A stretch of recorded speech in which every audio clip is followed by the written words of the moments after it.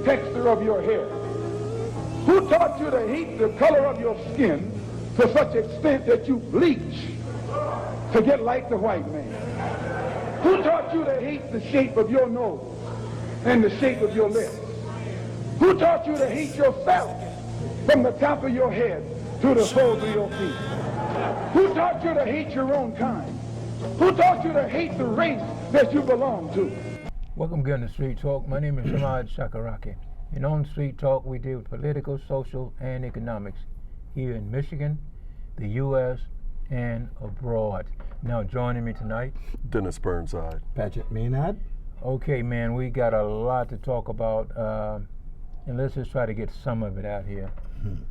Well, we had huge news Tuesday night, late Tuesday night, around 9 o'clock Eastern, where a leaked document from the Supreme Court indicated that in a majority opinion by Justice Alito was written and prepared to be announced in June, July timeframe, that the majority of the Supreme Court intended to overturn Roe versus Wade. Sent shockwaves across the nation, and I think they're still reverberating, and the implications are large and broad.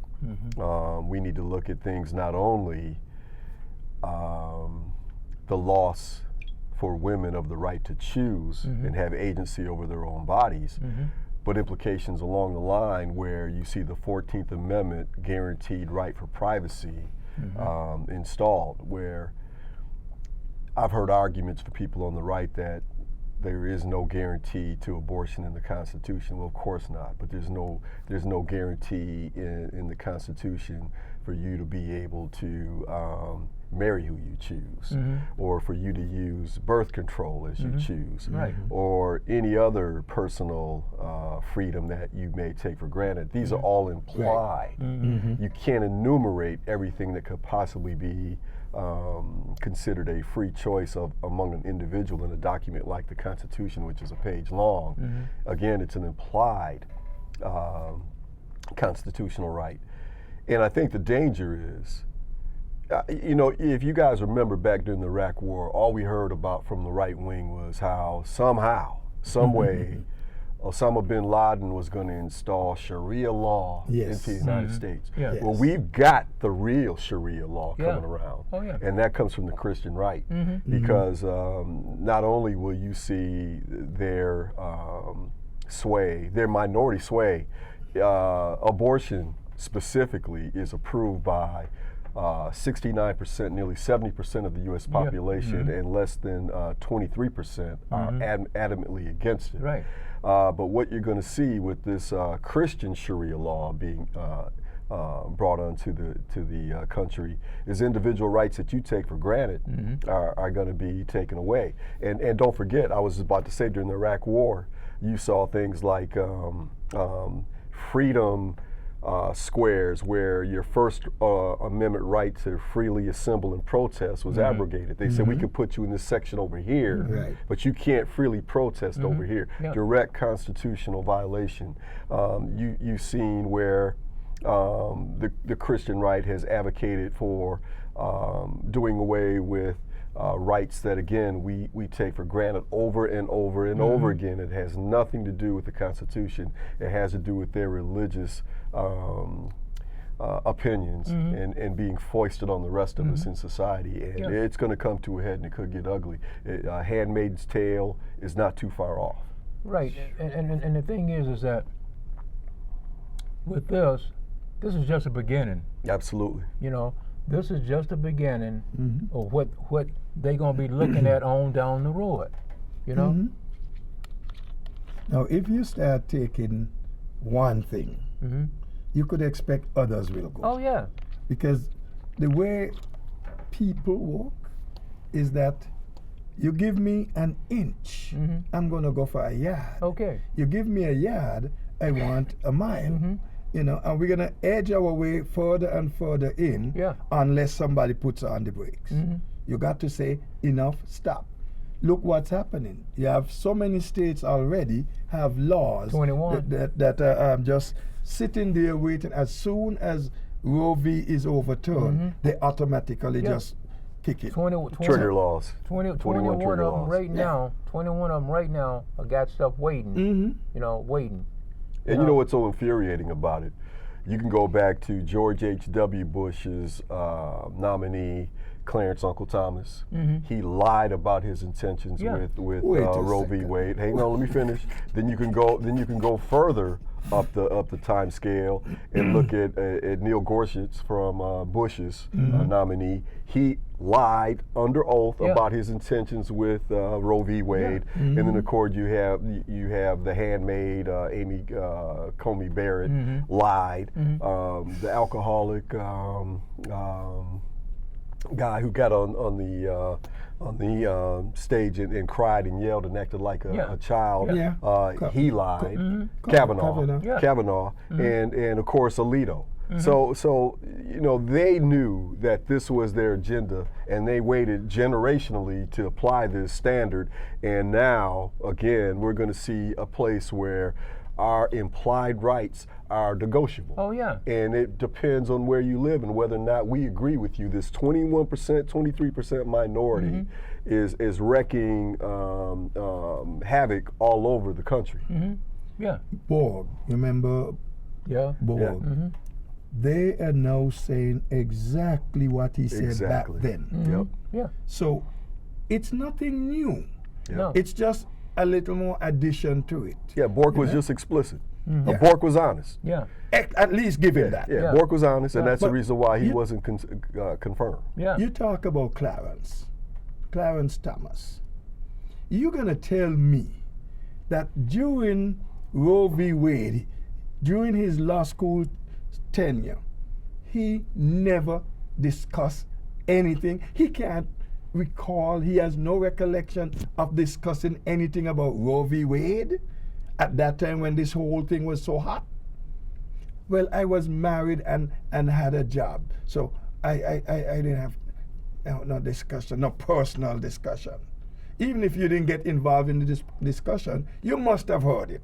You must have heard some of that. So he lied all over his face then, and he gets up there like Mr. Saint.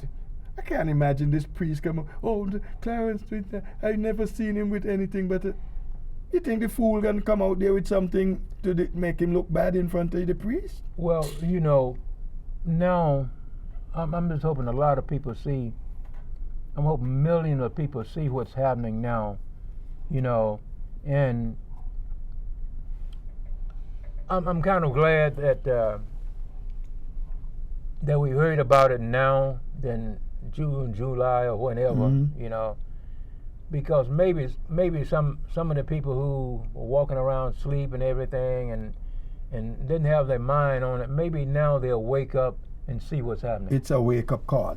Yeah, it could take away some of the apathy out here, and that's definitely a hope. I just think that you have a situation in this country where we are being ruled by minority people who are all about corporate power, the Federalist Society, and controlling society in a manner that is best for them. They don't want too much personal freedom. They don't want you out there expressing your rights under the First Amendment. They even took away your Fourth Amendment rights under the Bush administration when they were doing their warrantless wiretapping and warrantless surveillance. And people just kind of sloughed it off as if it was no big deal. It's funny, if you talk about these right-wingers, they're waving the flags and they got a little pocket constitution, but when you start talking about things within the Constitution that apply to the citizens, then they want to be selective about which parts of the Constitution. Like they're almost fetishizing the Second Amendment, which was expanded way beyond its initial writing, to now it's an individual right for everybody to walk around with a gun in their hip with no regulation whatsoever. Even ghost guns. And that's not what the Constitution says. But then you start talking about where the Constitution is explicit, the First Amendment, the Fourth Amendment, the 14th Amendment. Well, those are all negotiable. It just depends on what's going on and who's doing it. So I guess the bottom line is, we have moved and are continuing to move even more rapidly into an authoritative type government that has the permission from a small minority, this Christian, this white Christian right movement, which feels free to tell you what you may or may not do, who you may or may not love, what you may or may not do in your bedroom, what you may or may not do with implications on your body if you're a woman. It's absolutely despicable, and it's been predicted for a while. We could see it going in this direction. It's just getting near. It's just faster now. Yeah, and you're right. It's just near, Paget. It's just near. And the thing is that if the majority of the people who was doing this were women, then maybe I could see it a little bit different. But a bunch of men gonna tell women what they can do or not do with their own bodies. These same men, and by the way, 2 of those men on the court right now, sitting there, were accused of impropriety with women. Absolutely. And they're making laws against women. Now, a question I got to throw for you guys. What going on here now with this? You mentioned these guys want power. And yes, they want absolute power. Do you see any connection with that to slavery? Of course. Of course, Of course. Yeah. If you could control someone's body and obviate these rights that come down from God. They say that in their Declaration of Independence. It's implied in the Constitution that these rights are inalienable. You're born with these rights. It's not anything that we bestow on you. We say that we recognize these, and within the framework of how we're setting up this government, we're going to make it so that everyone has these God-given rights respected. Now, of course, we have to look at the hypocrisy of the men who wrote that document. Most of them were slave owners. Were the owners of enslaved Africans. And of course, women couldn't vote, and of course, non-property white men couldn't vote. So we can look at the hypocrisy. But as it's expanded, and it's been waxed poetically about the beauty of this document and how the world should follow our model, it sure seems odd that we, as the United States of America, can't respect those guarantees. It's just not.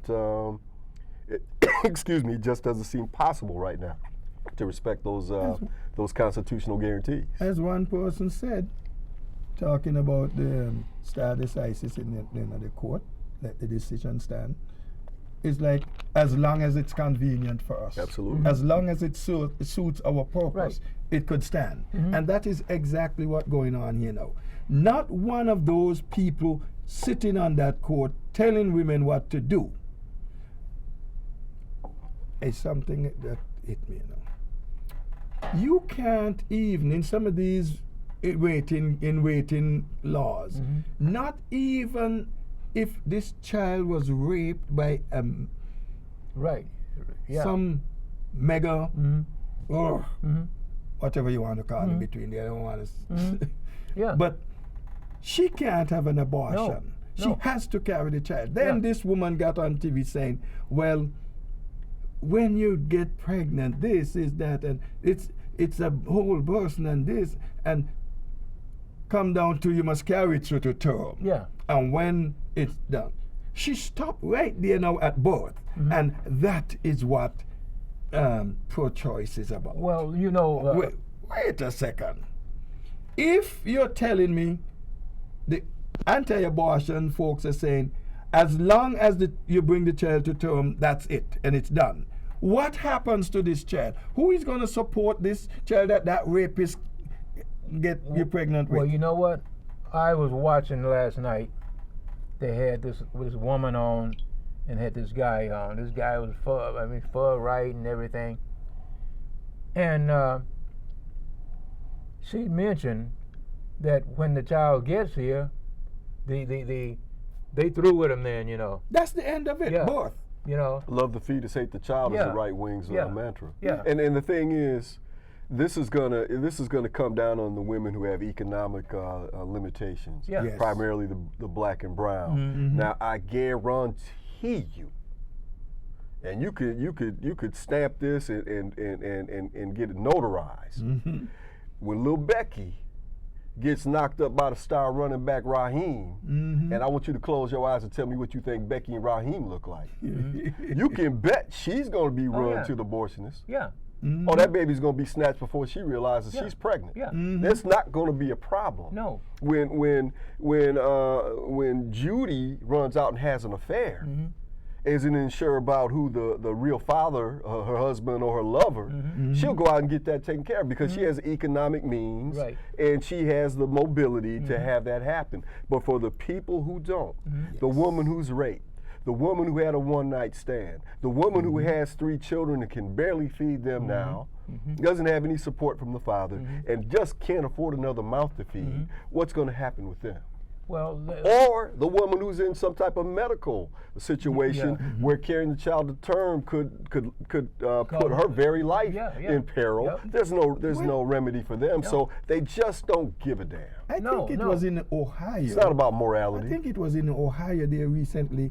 This woman is introducing a bill, and this person questioned her. This other member of the assembly questioned, what if this 13-year-old girl was raped by a serial rapist?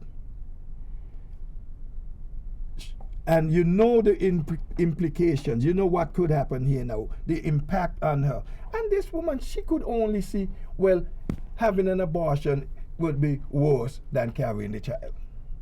well, see It's not realistic. But see, that's the way they try to frame it all the time, you know. But you know, most of these people out here against abortion and everything, all they want to do is join this group of anti-abortion. You know, they don't think about other things like you were saying, the woman who has to keep her job. You know, if she is pregnant.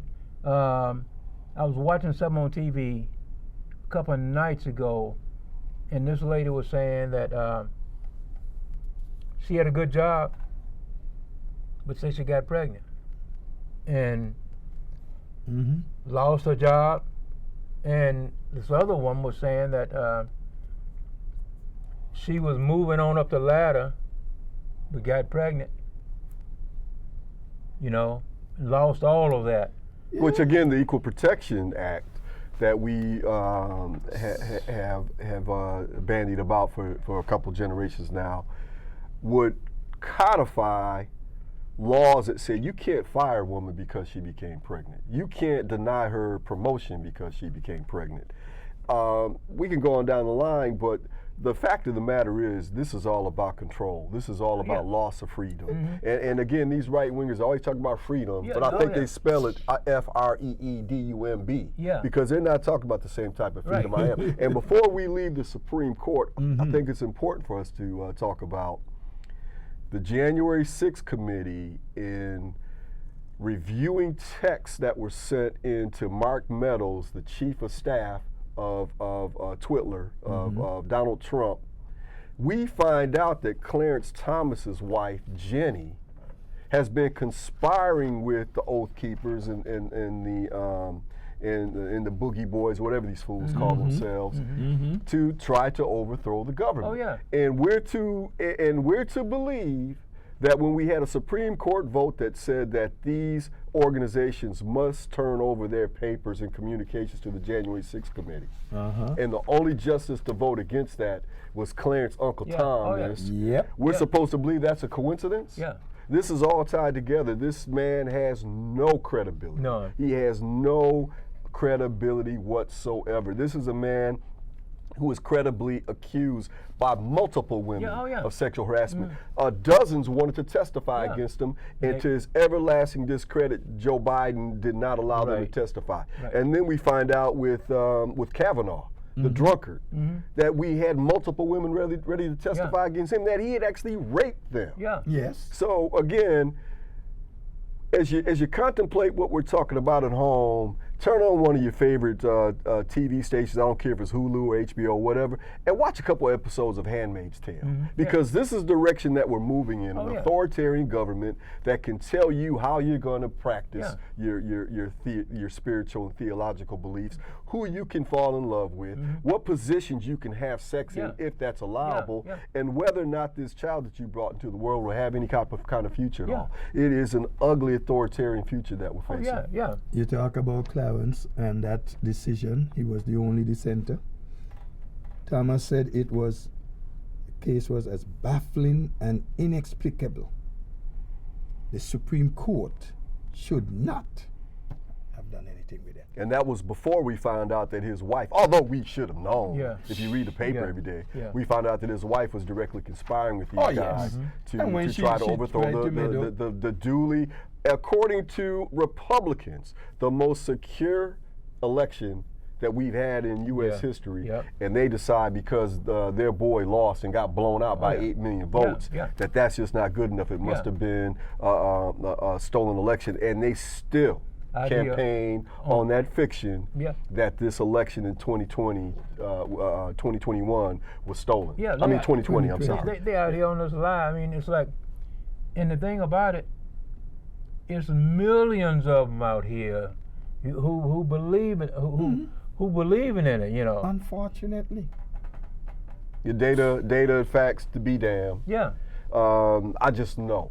I just don't believe it. And if you ask for any type of corroboration, any type of evidence, any type of confirming data, where are you getting these numbers from? Well, I just know you had all these people. I went to bed and the count was this, and I wake up and it's that. Well, that's because you, as a Republican, made it so that we could not put out the results until all the votes were in, and you were basing it on exit strategy from exit polls from people who actually voted in person, as opposed to all the mail-in ballots that have been coming in for weeks, in some cases months, that were now counted. It's absolutely childish and ridiculous, and these people don't care though, because it's all about power. I right back there. How many minutes we got? 5.5. 5. I was watching. I just watched for a minute. A Republican. What do you call it? When one of those candidates was. Yeah, there was 2 candidates. Anyway, there was a Republican.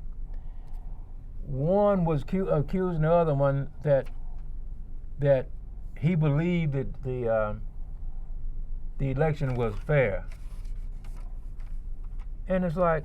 That's a litmus test. Yeah. That's a litmus test. That was in Ohio.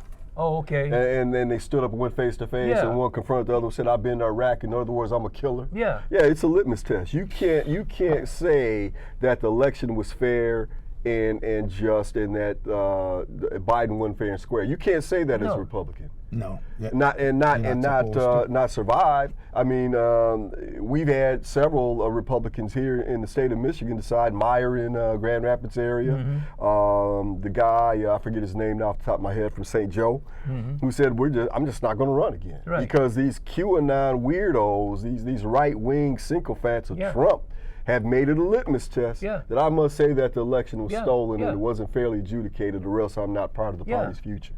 So they can lie to your face. Yes. They can come up to you and tell you up is down and white is black, and if you don't go with them, then you're no longer part of the party. You're not part of the apparatus. It's a dangerous situation, man. So then, I must live a lie. I must go preach a lie. Yes. And even some of us who call ourselves preachers are preaching a big lie about talking about abortion and Trump winning and all these kind of things. When will it end? How is it going to end? We got a couple of minutes to wrap up on that. Well, it's simple. It's either going to become an authoritarian country, the direction it's been moving in since 11/22/1963. And if you at home don't know what November 22nd, 1963 means, look it up. It's been going in that direction for quite a while, and it's either going to reach a point where enough people wake up and say enough of this madness and throw it off, or we're going to continue, and then that show Handmaid's Tale will become reality. And they're working so feverishly to get there. And that is why I personally believe, and let me just jump something back a minute. Justice, that's the woman, Jackson. Look at the reaction there to her.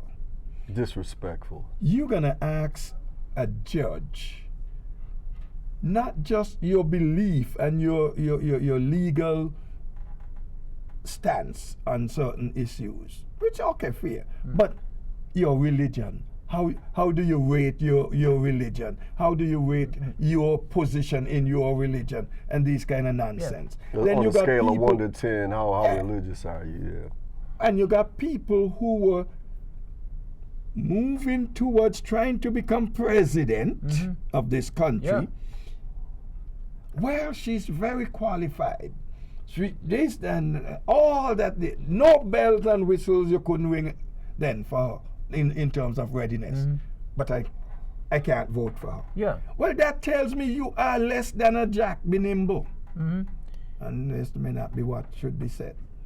But you know, the thing is that the Republicans know, man, that we got millions of people out here would vote for them no matter what.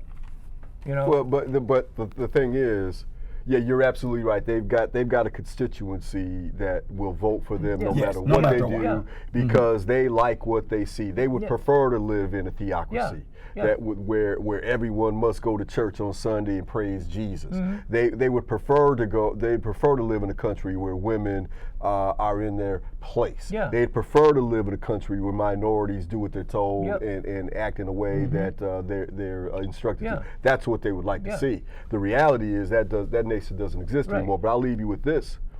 I think your point is well made because in 1989, Public Enemy, the seminal rap group, had an album called Fear of a Black Planet.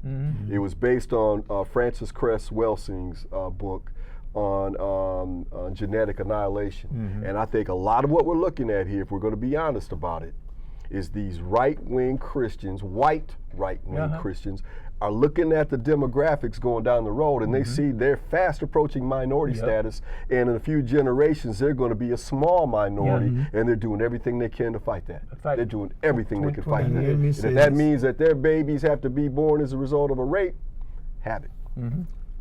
And I say this to all women, regardless of your race, your religion, your political persuasion, the Republicans are gutting out your freedom. They start with abortion. They're not going to end there. Dennis mentioned some of these things, who you could love and all the rest of it. And I want to say to women, take control. Vote Democrat. The only way you're going to get them is to vote Democrat, get the Republicans out, not only in the federal level, but on the state level, on the city level, on the county level. All levels, you have to change these folks. And then, I can leave you with a slogan. Forget party, vote for me. I mean, you're voting for yourself. You got to think of voting for yourself and not the party. The party is not looking out for you. Think about yourself. All right, there's a lot more we could talk about, but the time is out. My name is Ahmad Shakaraki, and we'll catch you right down the next street for more street talk. Peace. Peace. Peace. Don't let anybody make you think that God chose America as his divine, messianic force to be a sort of policeman of the whole world. God has a way of standing before the nations with judgment, and it seems that I can hear God saying to America, you are too arrogant. If you don't change your ways, I will rise up and break the backbone of your power, and I'll place it in the hands of a nation that doesn't even know my name. Be still and know that I'm God.